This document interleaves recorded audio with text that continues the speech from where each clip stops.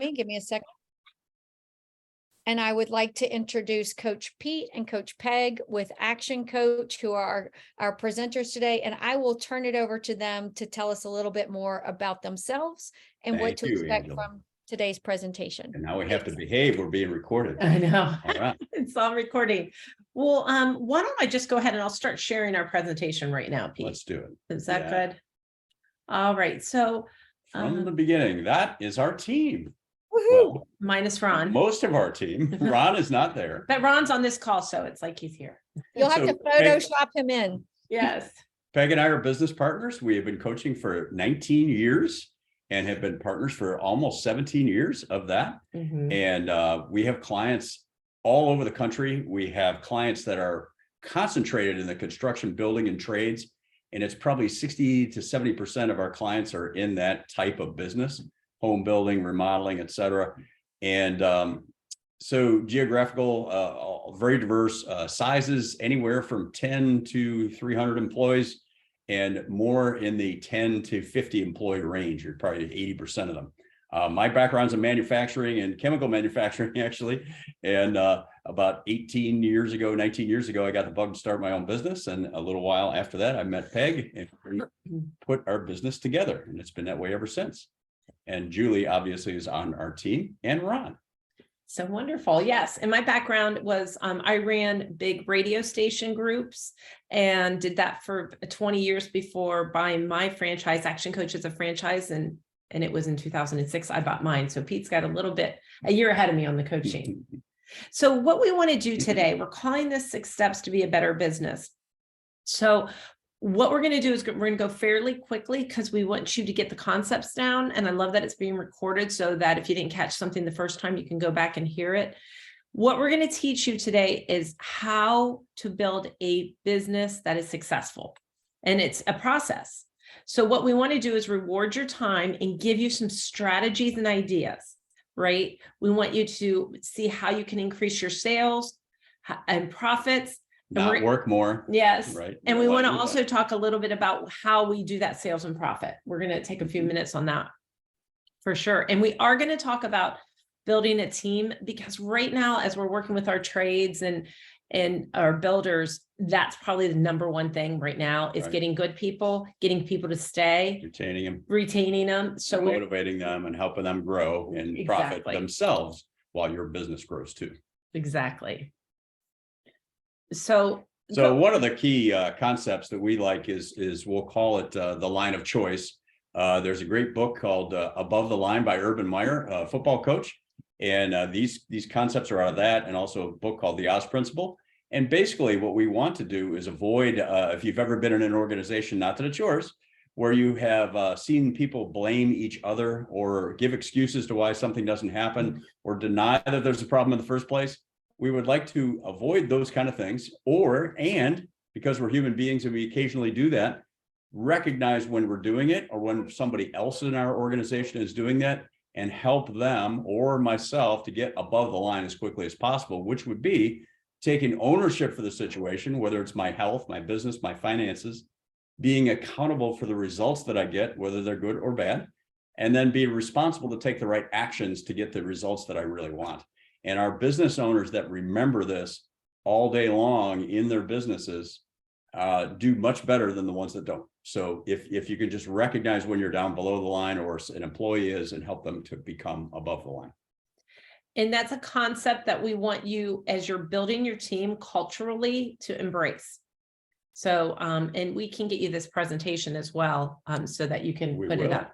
Yes. So our definition of a business is a commercial profitable enterprise that works either A, without you, or B, where it allows you to do what you want to do when you want to do it.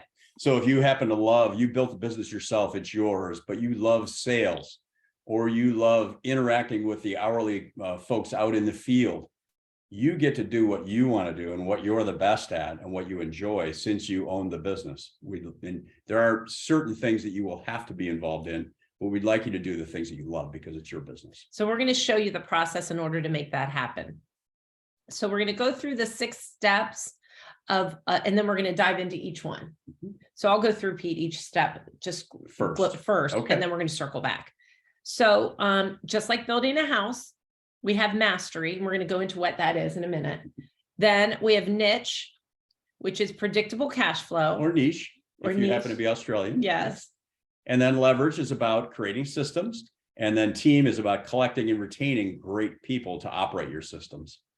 And then from there, we're getting into the systematic operation of a very profitable business in which we can transfer ownership or duplicate in other cities or other locations or other states. And that's how we get time. That's how we get money. That's how we get what you want from your business. That is your baby. And it's interesting. We talk a lot about people's businesses. The other day we were with a client and they don't want to let go because it's their baby. Like in some cases, you like your business more than your kids, somebody said. But your baby can't grow unless you step back a bit in certain areas. In certain areas. Exactly. So we're going to go through each one of these and we're going to cover, I'll do mastery right now. Okay. So mastery is the foundation in your business. So like we're building a house, we need to make it strong. Okay. So the mastery is when we're making it a commercial enterprise. So let's talk about destination. So destination is, if you don't have this already, we're going to give you some action steps to take, right? Personally, if you do not know what you're going to do with the end of your business, what's your end game? You got to think about that. What's the long-term objective? Exactly. What am I going to do? Is it going to be inherited by my family? Am I going to sell it to a third party? Am I going to transfer it to one or more people that are already working in the business that I know in 10 years or X number of years would be able to take over? Or would I go to an ESOP, which can be done also? So that's, if you haven't done that yet, we need to see your end game. Just to give you an idea, you want to work on that 10 years out from when you want to turn it over. So that should be your timeline. And sometimes that 10 years, we're working with a client right now. We've done this several times with people where they've done their succession plan. It took them 18 months to figure it all out for the 10 years clock to start. So just to give you an idea on that. Hey, Pete and Peg, were you involved Please. with the Schroeders? I know you work with the Schroeder Yep. design build in our market. Did you help them with their transition when Andrew did No, that? we got there after No, that. we've been there after that. Yeah, we And of did course, it. you know, Andrew, he's growing. So he's Yeah, thinking about other steps that he's going to take. So, but Yeah. absolutely. Thanks. That's a good question. Good question. Yeah. So money mastery is about making sure you have predictable cash flow. Which we're going to cover in a minute. And and we're going to go into money mastery in a minute. So that's what it's like. Time mastery is a very big thing, because are you spending the right time, the right amount of time on the things you should? Is your team spending the right amount of time on the things they should?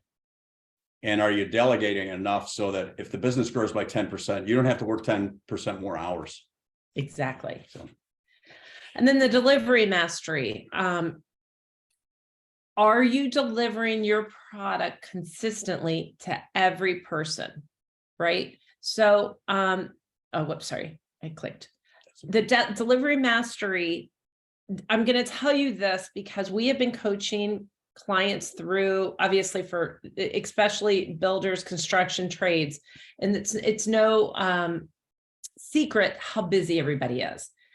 What we have coached people through is less profitable years in their busiest times. And that might speak to you guys too, where maybe you were at 11, 12% profit, net profit margin, and now you're slipping to maybe 3 or 4 or whatever it is.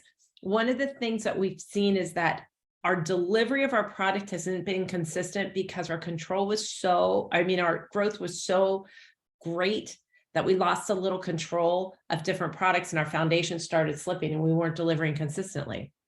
So you really have to, when you're growing, you really have to consider that it's a measured growth, a consistent measured growth that allows you to deliver and not risk your reputation for it. So. Good. So part of it, and we're not going to go into too much detail here, but part of it is maintaining some type of budgeting process and some type of reporting process so that when we close a job, we know how profitable each job was as we close them. And during jobs, and a lot of your jobs are long, some of these major projects may last 1 to 2 years. And you may need to have periodic systems so that you're looking at profitability during the jobs and making sure the folks in the field know how productive people are with respect to the estimate. So comparing estimate to actuals on an ongoing basis. One of the things that is a mistake we've seen a lot of our clients do, and of course we have to rectify it right away, is do you have enough oversight, let's say in estimates, that you can make sure, even out in the field, that you're making sure your product is delivered in the way it's supposed to be in a profitable way. And sometimes when we get really busy, guess what we're doing? We're taking on more jobs. We're pressuring all of our systems and all of our people. And we're losing track of that. And what Pete just said is that oversight is gone. Another big area that we see opportunity in a lot of cases is change orders. Do we have a great process in mind? And have we properly positioned the client, the customer up front, so that as we're working through the process, they decide to move a wall 10 feet and you've already got the wall erected. Well, we're going to need to have a process in place so the customer knows that we're going to talk to them about approving the cost to move the wall for them and before you spend the money. That's a good one. So break even, again, we're not going to go through this, but we want to make sure that you're all clear on what is the minimum break even, the sales amount that you need to have at what margin in order to cover all your fixed costs. And that's our break even point. We obviously want to operate above that, but we need to know that and keep that in mind at all times so that we're even breaking even at our slower times of the year. And so we talked about consistency again, the foundation of healthy growth. So what I want you to consider when you are growing, I want you to constantly ask yourself, are my reviews, what's my quality? And do I have a review process? So do I have a way of getting feedback from customers that allows me to know that my product is consistently being delivered? Because that's that reputation that you've built and that your baby is there is so important that we got to make sure that it's there. And as we're growing, if we start seeing the foundation crack, you have to go back through and say, okay, let's look at how we built our company. Let's make sure that we're delivering it the way that that we've done always. And that our culture stays consistent with our values throughout the growth too. We're going to talk about that in team. What you just said was a very important thing. Let's earmark that for a team. Okay. I like that. Right. So niche is where we want to be able to make money, right? So a niche is really separating yourself from others that are in similar businesses. And we encourage our clients to provide awesome projects, have friendly people, and provide great service. And you're not going to be the cheapest person on the block. You're going to have be on the higher end of the margin side, and you're going to make more money. However, you're going to provide great value for your clients. And let's talk about niche. It's about no price competition. Generally, the people we work with are high-performing companies, high-performing teams, and generally have a product that's a high-performing product that people are going to pay a little bit more for because they want that experience. They want that quality. They want that expertise. They want those people. And so if you can create a way where you're not losing business because you're the cheaper person, or I mean, they're the cheaper person, that's what you're going after. So we want that niche to be that way. And one of the, I'll have to tell you right before we get into this 5 ways, one of the things that we see, and I bet you I'm going to speak to this and you might be, I can't see all your faces, is that when we are picking our clients, are they the best clients for us?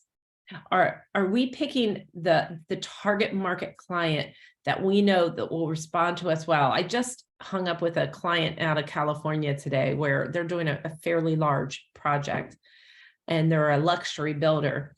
And the client came back to them and was really upset for reasons that were crazy. And they're like, you take that client, and they go, we shouldn't have taken that client. And we knew it. So just as you're going through your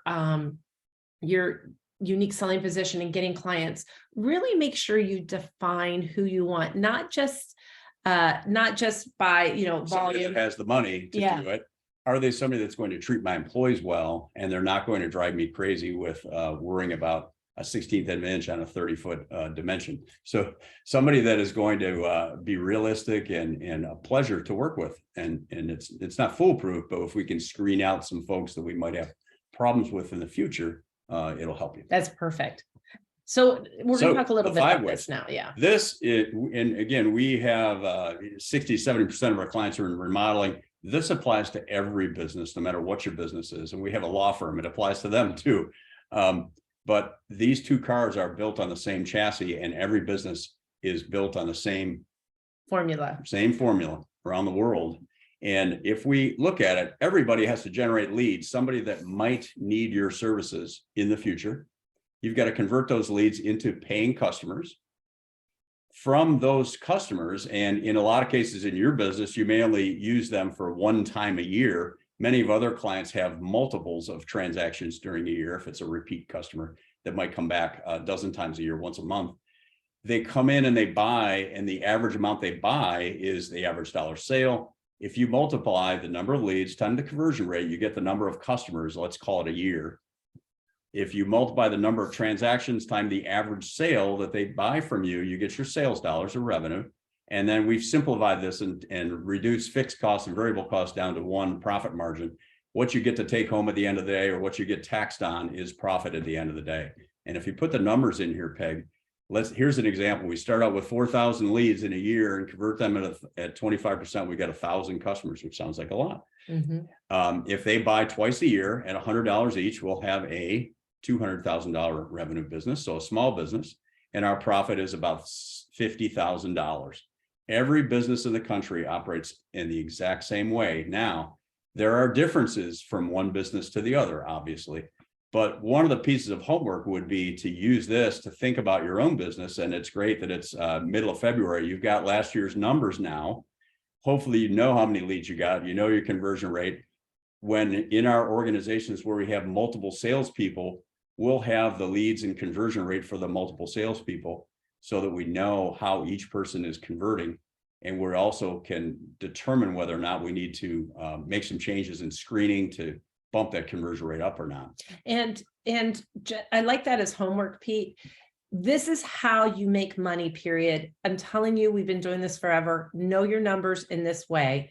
And sometimes you might have multiple steps to a sale. If so, you're going to have those steps ahead of the number of leads. So it might be, I'm going to make incoming a phone call. Then I'm going to go to the house. Let's say I'm going to go to the house and do a presentation, and then they're going to come in and sign a contract. And so there might be different conversion rates in between each step. You also may have multiple sources for those leads. So you get referrals, right? You do a home show, you do a trade show, those kind of things. The other thing to think about with this slide is the three things on red. Most business owners know those numbers, or they know where to find them very quickly. The things in blue are the things that drive your business. And that's why we call it 5 ways. Those are the 5 things that when you act on them and improve them, and you maintain that improvement, your business becomes more profitable. When it becomes more profitable, it's more valuable. So when you talk about succession, if I double the profit of this business over the next couple of years to 100,000, I've doubled the value of the business, because your business is, if it's going to be sold or transferred to a third party, it's going to be sold based on earnings. And if you can double the earnings, you're going to double the value of the business. So that's part of our job, is to help people to increase the value of their business. That's how we do it. So we're going to take an example of how this works. We're going to take those numbers, and then we're going to give you examples of ideas of what you could do to increase your profitability and what we've done with other people. So what we're going to do with the number of leads right here. And also, this could be in a month. So you want to always do, you want to do your 5-way numbers and have them monthly. So and then each month stands on its own. And then our contractors do look at their numbers, some of them weekly, but at least monthly. At least monthly, at least. Thank you for that. So how we do it is we say, okay, for example, so what Pete said is your homework is to first figure out where you are. Now we're going to say, how are we going to budget for 2023? So whatever your leads are, we're going to use 4,000 as an example. We want to do a 10% lead to get to 4,400. So some strategies we've used and that other people have used in order to get more leads, meaning somebody to say, hey, I'm open to buying your services. We've had some people go back to their current customer base, which is like what we call low-hanging fruit. Contact them. Or go back to your customers and say, hey, we have new services you may not have known we're using. Or even your current customers, go to them and say, do you know all of our services that we have? We also have a remodeling client now who is at the beginning of the sales presentation, at the beginning of the project, before design, we call it positioning. They let the client know when you're done with this project and you're happy, which you will be, we're going to ask you to participate in having some of your neighbors come over and see your project and get their buy-in up front. Or the making sure you put your signage out or going Simple around. things like signs. Yes, right? or going back, I'm thinking of James, is they have somebody that goes around and does the neighbor kind of flyers. That's All around the project. all around the project. Yep. So that's an example of, okay, how would I get 10% more leads? What is my strategy? What is my plan? Because that's what you want to have when you're working with us. Strategy, plans, and actions that we're going to execute to get results.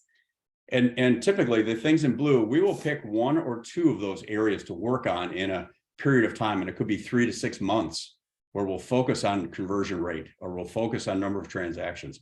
We don't want you to work on all 5 of these a little bit here and there because it'll take you a long time to get progress. So we want to, again, pick an area, work on some improvements, systemize it, make sure that it's repeatable, and then move on to the next area. That's a good point, Pete. I'm glad you said that. Okay, so conversion rate. This is a great one because it's usually very low cost. So if I'm a salesperson and I'm presenting in a certain way and I make some tweaks or changes in that, it usually doesn't cost any money, but you can dramatically increase your conversion rate by changing some of your processes within your sales process. You can have scripts. You can even measuring, like if you say, hey, we're not really measuring, like when you said, Pete, have every salesperson have their own conversion rate. If you're not doing that and you just start measuring that, that alone is a great strategy for you to increase your conversion rate. And we have a list of, for each one of these 5 ways, we have lists of 60, 70, 80 different ideas that might work for you. We're giving you examples now, but there's a lot more than that. And so when we get that conversion rate, look at what happens to our customers. We hop up 210 by 210 customers. So we want you to be systematic in your approach and your plan, like Pete said, and work on a little bit at a time, but we'll keep going. Let's go to transactions. So transactions, if you're someone that does, let's say, kitchen projects and you do also bathroom projects, like Peg said, you may remind your kitchen customer that, hey, I could help you with that bathroom, and you might be able to increase your number of transactions by doing something like that. And then average dollar sale, it's a matter of the margin improvements will affect average dollar sale. So if my material costs go up by 10% and I raise my prices by 10% or 11%, I'm going to be able to help my average sale by doing that. So we want to make sure that you are at least keeping up with inflation. We don't want that to eat away your margins. Another thing we see that really helps with average dollar sale is whoever is selling, make sure that they believe in your product and that they're doing all the offerings, that they're offering everything that you have. Because sometimes we have problems with people because they feel that person can't afford it, so they don't offer them, or they play down the price, or they're not even showing what a platinum price would be. Working on people's mindsets on training, people's salesmen, exactly, can help increase average dollar. Yeah, if I'm remodeling a part of my house and a designer comes up with a really cool idea that I hadn't thought of, I can still say no. However, if they present it to me 100 different times, a percentage of those folks are going to say, you know what, that's really cool. I never thought of that. I want it. That was me, guys. My budget for my backyard patio was $15,000. I ended up spending $60,000 because they said this is what's possible. And I was like, okay, great, I'll do it. So that's how we do our average dollar sale. And look what happens to our revenue. We're going up 92,820 by working on those 4 areas. And then we'll do our last 5th way, Pete. Yeah, the last one is just about profit margin. So one is knowing your numbers well, looking at your numbers during the month and sometimes after the month. The other thing is collections. We have clients that have never looked at how long does it take the average customer to pay you, and making sure that you're closing out jobs quickly so that you get your money as quickly as possible. And also another easy one is just the amount of deposits. Are you getting a big enough deposit to cover your labor and your material costs for the duration of the project or for the stage of the project that they paid you for? That's a big one. It's a relatively easy one, and it can be done well in the beginning to say, look, I've got to buy all these materials and I have to do all this demo. I need this amount of money to get started. Or if you happen to be a design build firm, and are you really making money on the design, or are you losing money in parts? We see sometimes we're not looking at the business as a whole, and we're giving away part of our services where we shouldn't. Yeah, we do need to be profitable in design and in production. Yeah, and or whatever it is that we're doing it. So look at that, how we pop up. So if that's a monthly, I mean, that could, for this case, we're just keeping it simple and saying you're making $30,000 more. So that's a 46% increase in revenue and a 61% increase in profit. This is why we have clients with us on an average 8 years, because we're making sure we're focusing on results, focusing on profits while we're growing the team and growing the business. And this is what we have to do. So we're going to move on from niche to leverage. So leverage is all about a commercial profitable enterprise that works.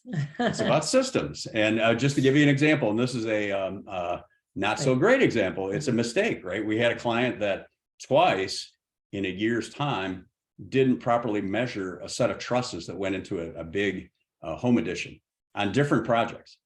So now they have a very systematic way to make sure that the measurements are checked and that somebody double checks it, and then they purchase the trusses so they don't have to rebuy them. Yes, because what happens is you've got to have, like, there's a book called Instant System. As you're building, so this is the step right before your team, correct?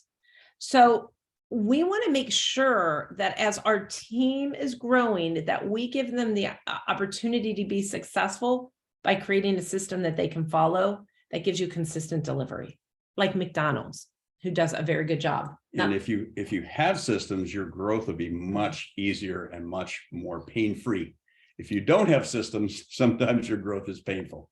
and when we're working with companies, we may look at the vision statement and the mission statement, your culture, and defining that. We want to make sure you have goals, you have an org chart. We want you to have an org chart of where you are now and where you're going to be. Mm-hmm. And every year in between, so that maybe for the next 2 or 3 years, you have an org chart, and that, next year, let's say I'm at $1 million this year, my org chart looks like this. Let's say I'm at 1.5 next year, my org chart looks like that. So we want you to have that systemized out and planned out. And it helps you with your people planning. You can figure out, well, I know Joe could move up into this role and take on more responsibility. However, in this area, I know I don't have anybody. I'm going to have to hire from the outside. Mm-hmm. So these are a lot of different systems you're going to want to dive into on making sure that as you bring on your team, which is next, they can operate those. So a team is a commercial profitable enterprise. Now that we're working up the six steps here, that works without you. We need the team to start taking on your responsibilities, so you're not doing everything if you're a 1 or 2 or 3 person company. And even when I see companies, when we grow companies, let's say from 7 employees to 50, there's a mindset shift that, guess what? You're not going to lead the same way, and you're not going to do the same things. So here's a real simple piece of homework. If you're the owner of the business, is sometime this weekend, just take a few minutes and write down the top 20 things or the top 15 things that take the bulk of your time on an average week, right? Answering emails, working with customers, doing design, whatever those things are, write them all down. And then put an L, an H, or a T next to each one of those things. And then think about, there are some things that I love to do, I really enjoy, and they really fill my bucket, right? And there's some things that I absolutely hate doing. Hopefully there aren't too many of those. And there are some things I just plain tolerate, but I know I have to do them. And then, is there someone in your organization that would take something that you really don't like to do, you hate doing, that they might actually enjoy it? Some of our more analytical people love counting inventory and keeping track of things like that, or they love organizing things. Well, great, let's give that to someone that loves that, and let's get it off their plate. They may even like writing the system for you, and they're good at it. We had one client that we had a production manager who wasn't executing or holding his team accountable because we didn't have a system in order to do that. So we had a person who was really good at writing a system, create the system for him. He's executing it now, and things are going great. But to be able to create it, he'd struggle with it. He would struggle with it. So we created it for him. Great. The team was operating. So that's a good exercise, Pete. That's a way to systematically allow you to get more done with less time and to be able to delegate. And when you delegate, it helps your people grow. Delegating is a good thing. And if you don't delegate, you cannot grow as fast as you could if you did develop others and delegate well.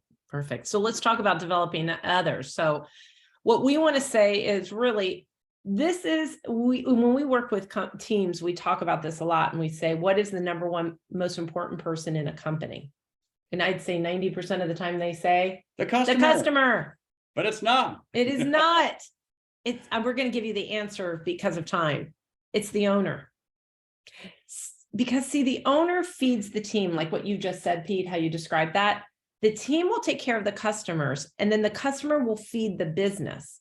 As long as that's really healthy, the owner will stay around and keep doing it. And if you're not making money and you're ruining your relationships, or you're ruining your health because you're working so much and not working out or taking care of yourself, someday you're going to take your ball and go home, and it's all over for everybody in this cycle. So we want to make sure that all four of these entities are taken care of well, and it's balanced.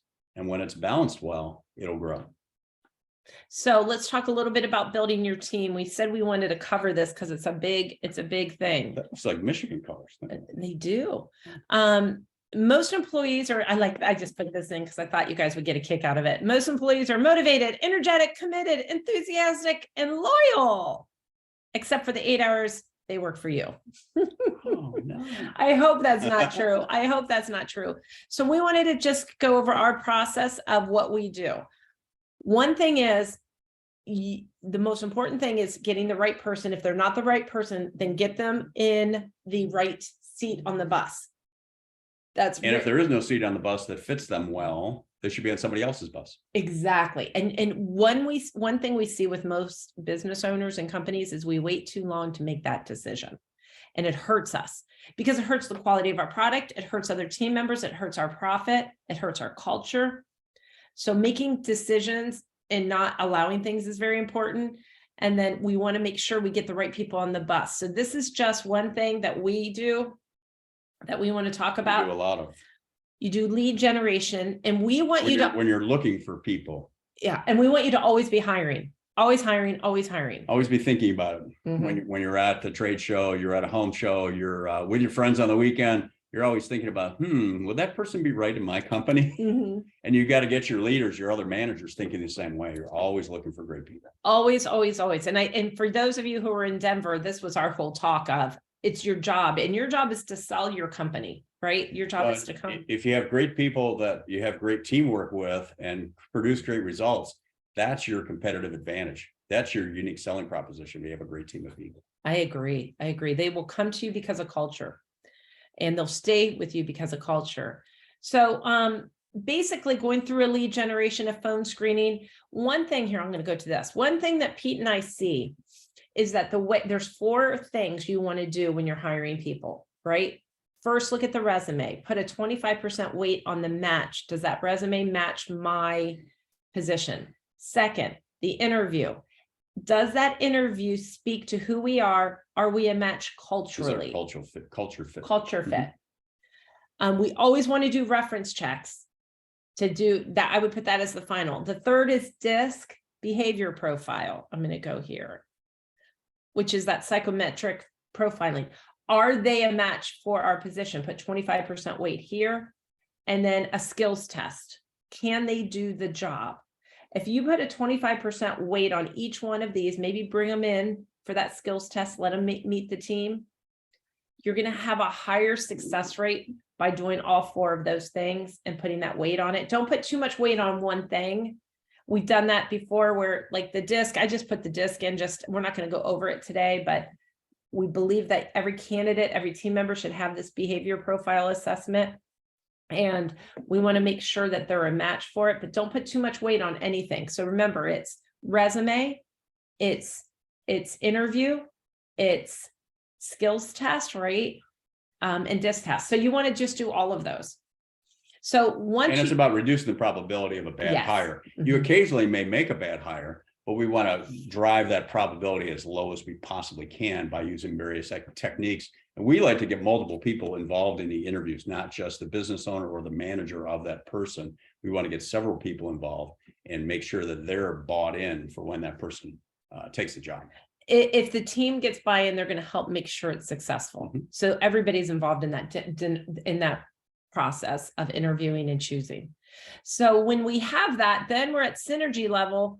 And that's going to give you the real growth to maybe put somebody in there like a general manager to give you more freedom. And now, what we wanted to do is take questions from you. I left enough time for questions. We did want to make an offer. So Pete and I have, thank you, Julie. We have a TikTok and a Facebook that you may want to follow, because we do videos every week that are talking about this. And I think they're very educational. In short. In short, yes. Because everybody's busy, Yeah, so we so keep we're all them busy. short. So you might want to follow us on any of these and you'll get even more information. You can always go to our website too. But today we're going to give a complimentary evaluation of your business. I'll stop sharing. Is that okay, guys? We're going to give you a complimentary evaluation of your business if you want, with one of or both of us on your business, whether it's you want to go through the 5 ways or look at the 6 steps, and we'll go through that with you. And then at the end, if you say, hey, Peg and Pete, I want to work with you, like, what does that look like? And how do we do that? And we can send you these slides as well. Yeah, we can, for sure. So. From the book. Hi. Oh, yeah. And the book. In the book. Yes. And so Pete and I wrote a book. We're doing actually a series called The Honest Truth. And we're doing, the first book that we have is The Honest Truth About Leadership. There we are. So we can give you that. And then we're in the middle of writing The Honest Truth About Culture. Cool. Well, I appreciate it. I wanted to open it up for questions, and I'd be curious if people are willing to share their key takeaway. Mine was take a weekend and write down the things that I do that I don't need to be the one doing. And Michael Story, who's my president of the local organization, always tells me, write a list of the things that are stressing you out, and then identify the who, not the how, like who I can delegate to get those things done. Great So job, that was Angela. Good. thank you. I knew they were I knew it was coming. Yeah. Anybody have questions for Coach Pete and Coach Peg?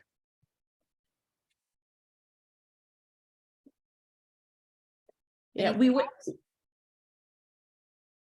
If you want to put your email in the chat, feel free to do that, and we can send you a book or the presentation. For both. So what Ron and I have been talking about offline is that we are going to take the video recording, of course, and we will take the slides. And what I'll probably do is just send your team the registration information, so y'all can be the one to send the thank you for attending. Here's how you contact us, a little bit more about Action Coach and those items. So we'll get that loaded up on the YouTube channel sometime today or early tomorrow. I will tell you that I know several companies that use your services, the Cleary company for one, Schroeder Design Build. And what I know about those companies is the company culture is the driving force for those organizations. So I think that's such a big thing right now, because company culture is what will retain great employees and your great team members. And it's so important right now to be retaining folks, because it's so hard to get good team members. I do have a question, if that's okay. Yes, Surely. please do. Yeah. Well, first I just want to say great job, guys. You all sound wonderful to work with. Big believer in DISC, me being a high D, absolutely love DISC. I encourage everyone to sit down with them and learn about them and hire them to do that with all of your employees, because it not only is it great for making the right hires, but it will absolutely help people work together better and know each other and how they work and systems to be put in place. So Awesome. Take advantage of that with them for sure. Great. Thank you.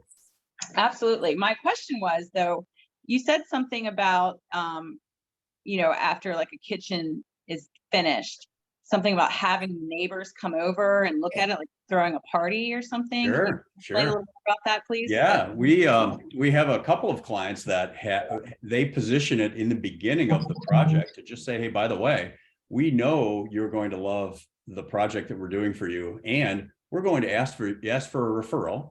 So that's one, and let them know ahead of time, positioning, right? And then two, when the project is done and it's beautiful, we're going to ask you if you would like to host some folks to come to your house, and not 200 people, but maybe a small group of hopefully people in the neighborhood that could come over and look at your project. And you can give them a gift card to a restaurant for a few $100 or something, some kind of a thank you. But not everybody will say yes. A subset of them will, but it's really powerful when people go to. Is the client going to be the one throwing it, as in purchasing, some food and drink? No, You no, are. you would just take care of everything for them. They're Okay. providing the space. That's Okay. your marketing budget right there. Yes, Okay. there you go. Right. The other thing, and this is a little bit of a. Wonderful. That's a Go ahead. that's a really great idea. I love it. One of the kind of a side thing, one of our other construction clients, the company that's doing my bathrooms, they have a friend who we coached also. It's a timber framing company. Their name is Oak Bridge Timber Framing, right? They buy an oak tree and they surprise the client. They plant it in the yard wherever the client wants it. But at the end of the project, they buy them a tree and they put it in the yard for them. Interesting. Okay, great. Thank you guys. Appreciate it. We have a member who, when they're in a neighborhood, they'll kind of get to know the members. They do that thing where you were saying, bring around the flyer. They let them know, we are going to have this kind of an eyesore. We'll try not to be an eyesore, but we're going to have this dumpster outside in the neighborhood. If you have anything, please just throw it in. And they've realized that people are going to do it whether you tell That's a them to or great not. idea. Yeah. That And is a so- great idea. I like yeah. that. So We like coach, they we try coach to- a dumpster. We do have a company. dumpster company that we work with. We're right. gonna take that idea. Yay. Yeah, it's a great idea. And then it's like we are going to have an open house at the end of the project so you can come see it. They get, of course, permission from the homeowner, but they do all these things to kind of build relationships in the neighborhood, because it is sometimes construction vehicles, noise, etc. Right. And they send out a note about what to expect. We will not start any day before this time. If you see something or if you feel like we aren't taking good care of your neighbors or your neighborhood, here's the number you call. Like, be proactive about it. That's Yeah, good. good communication. It's Mhm. critical. That's great. Absolutely. Any other questions or thoughts or ideas to share? Hey, Angela, I just wanted to point out, good job, Pete, Peg, as usual. Thanks, Ron. I wanted to let everybody know also, Angela, as you talked about, we'll send along the recording. I'm also going to send along a little information about us, Action Coach Columbus, so I'll do that as well. But I also wanted to put out to the group, if you just want to find out a little bit more, my number will be in that attachment as well. And you want to say, hey, I'm going to I have a few questions about the company as a whole. Please reach out. I'd be happy to talk to anybody. Great. Thank you. Thanks so much. All right. Well, if you have any other questions, please don't hesitate to say them now. I'll give you a few awkward moments of wait time while I wrap us up. But this was great. Look for additional pro national events and webinars coming soon. We hope you'll consider going to JLC. You'll get to see Pete and Peg there. And I think Julie. that's and Julie and Ron, are you coming too? I am, yes. Okay, is. thought so. Okay. All right. Well, this was great. And Thank you guys. Thanks, Right on Angela. time. Thank you, everybody. Guys. See you We guys. appreciate everyone. Thanks. Bye-bye. Bye. Thank you.